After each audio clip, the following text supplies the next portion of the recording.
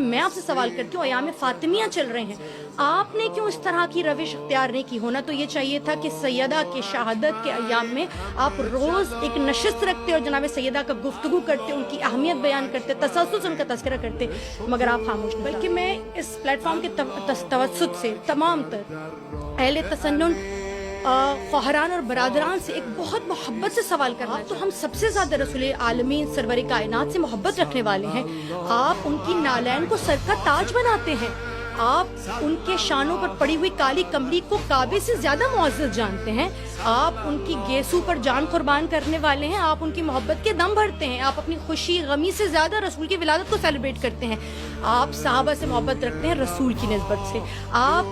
اہل بیت کو چاہتے ہیں رسول کی نسبت سے۔ لیکن میرا سوال یہ ہے کہ وہ خاتون، وہ جس کے بارے میں رسول کہیں بدعت و منی، میرا ٹکڑا نہیں ہے، میرے جگر کا ٹکڑا نہیں ہے، بلکہ میرا اپنا ٹکڑا ہے، جس کے بارے میں رسول یہ کہیں کہ یہ میرا ٹکڑا ہے، شریک کار رسالت ہے۔ اگر آج میں آپ سے سوال کرتی ہوں، اگر آج رسول زندہ ہوتے اور ان کی 18 برس کی بچی یہ کہتے ہوئی دنیا سے گزر جاتی کہ بابا صبت علیہ مصائب لو انا صبت علی الایام سرنا لیال،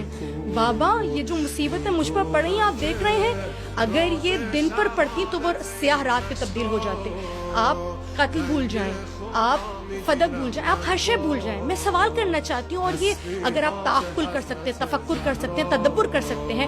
سب کچھ چھوڑیے، بس یہ روایات ملتی ہیں کہ جناب سیدہ دنیا سے جاتے جاتے علی سے وصیت کر کے جا رہی ہیں، کیا علی میرے جنازے میں کوئی شریک نہ ہو،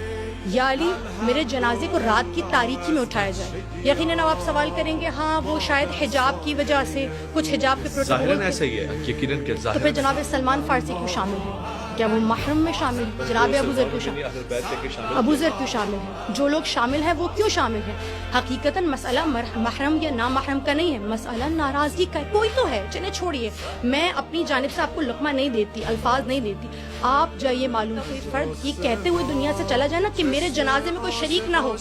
حقیقتاً وہ کسی سے ناراض ہے، وہ ناراضگی کا اظہار کرنا چاہ رہے ہیں۔ میں آج آپ سے کہتی ہوں، آپ کسی اور کو نہ دیکھیے، آپ تشیع کو نہ دیکھیے، آپ اس عنوان سے کہ سیدہ فاطمہ الزہرا رسول کی ایسی دختر ہیں کہ جن کے دروازے کو کھول کر اور بند کر کے رسول مبین نماز ادا کیا کرتے تھے۔ یعنی اصل میں عملی محبت نہیں ہے، عملی محبت کا حقیقی جو مظاہرہ کر رہے ہیں، جو اظہار کر رہے ہیں، وہ تشیع۔ توہین رسالت کا اعلیٰ ترین نمونہ کربلا میں پیش آیا، توہین رسالت کا سب سے اعلیٰ ترین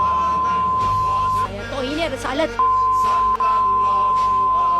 رسالت علی کے قتل کے وقت ہوتی ہے۔ میں بات مکمل کرنا چاہوں گی، توہین رسالت تب ہوئی جب حسن کو جنت البقیع میں دفن نہیں کیا گیا۔ کون ہے جو اس پر چرچا کرنے والا ہے؟ امام حسن کے شہادت ہم مناتے ہیں، ہم شور کرتے ہیں کہ توہین رسالت ہو رہی ہے، اے مسلمانوں اس پر رو، اس پر گریہ کرو۔ ہم شور کرتے ہیں ایام فاطمیہ میں کہ توہین رسالت ہوئی ہے، رسول کے جگر کے ٹکڑے کو، رسول کے ٹکڑے کو بہجت قلبی جسے کہا گیا، قرۃ عین رسول جسے کہا گیا، شب قدر مصطفیٰ جسے کہا گیا، لیلۃ القدر جسے کہا گیا، اس کی تضحیق کی گئی ہے، اس کی توہین کی گئی ہے۔ یہ توہین رسالت کا پرچار کرنا ہے، یہ توہین رسالت کو بیان کرنا ہے۔ معاف کیجیے گا، یہ جو ٹک ٹاکر مولوی آج کل